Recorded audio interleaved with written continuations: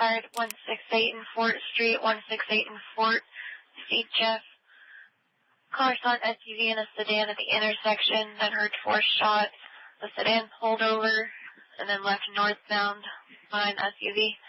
Paw Patrol 17. Nikko Allen Jenkins was born September 16, 1986 in Denver, Colorado. To parents David McKee and Lori Jenkins, his father wasn't much of a part of his life. Nikko Jenkins was pretty much always troubled. When Nikko was just 7, he brought a .25 caliber handgun Highland into elementary school. It took them 4 years to alert Jenkins. By the age of 11, he had already been charged with 3 thefts. This was pretty much the last time Jenkins was ever free for a significant amount of time. In 1998, no sense of group home. It was quickly sent to Youth Detention Center for hitting a minor with the clothes hanger and leaving with marks on the child. As soon as Nikko is released from the detention center, he is good to go to his mother and live with her, but he is sent back right away for assault and murder with a knife, which led to his probation being suspended in August 2001 and sent to the Youth Rehabilitation and Treatment Center. 1 year later, he was sent to Omaha and soon began threatening those around him. His own father, David Magee, said in court, "Nikko has threatened my life and pulled a sawed-off shotgun on me and my own." Soon after releasing from prison, Nikko stole 2 cars at gunpoint. In one incident, he asked a 20-year-old woman for a ride. When she refused, Nikko hijacked her car with a shotgun and drove to 22nd Street and Grand Avenue. There he ordered her to get out. In 2003, Nicholas sent back to prison for the robberies he did. He was in prison for decade long. The violence didn't stop. He was always in and out of the hole.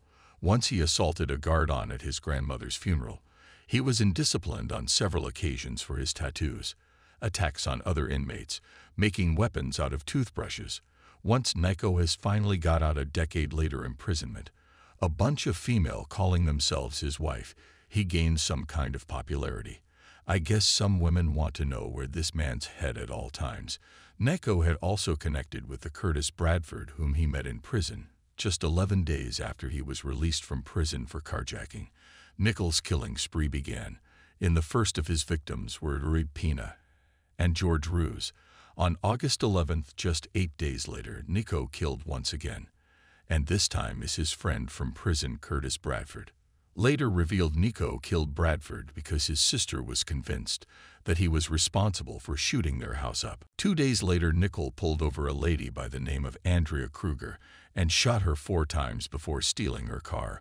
On the August 30th, eventually Jenkins was arrested, but not for the murders he did. He was arrested for making terroristic threats. In the investigation, it was revealed that Nikko's sister, Erica Jenkins, as well as his cousin, Christine Bordeaux, acted as prostitutes for Norwin Pena and George Rusev. At first, it's supposed to be just a robbery, but Nikko had other plans, and fast forward to 10 days later, Erica Jenkins, Christine, and now Nicholas' Uncle Warren, went looking for a car to steal and found Andrew Cougar on her way home from work. Both Nikko and Warren hopped out of the car in order Cougar to get out, and once she did, Nikko shot her 4 times before stealing her car. I mean, his own mother, Maury Jenkins, played a huge role in purchasing Nikko's ammunition, which is used to kill 3 of the 4 victims. Even after killings, all Nikko's mother had to say was, "Did you at least get money?" Once Nikko was in jail, he got a hold of a blade and started slicing 666 on his face. He even sliced the middle of his tongue to make it look like a snake, smearing blood all over the cell wall. He even went as far as slicing his private part to make it look like an ancient Egyptian serpent god. Ended up needing 27 stitches. During his murder trial in Douglas County, Jenkins was assessed by a doctor who concluded Nikko was a psychopath, one of the most dangerous people he's ever encountered. On August 19, 2004, Nikko filed a lawsuit against the state of Nebraska for $24.5 million for wrongfully releasing him from prison. He blamed the correction officers for his 4 murders. As for Nikko, well, he pleaded not guilty and then changed his mind, and pleaded guilty, and then changed his mind again, and said he was ineligible for trial on grounds of insanity. But the judge quickly dismissed his appeals, and he was sentenced to life imprisonment. But in May 2017, he was sentenced to death by a 3-judge panel. Like and subscribe for more terrifying cases.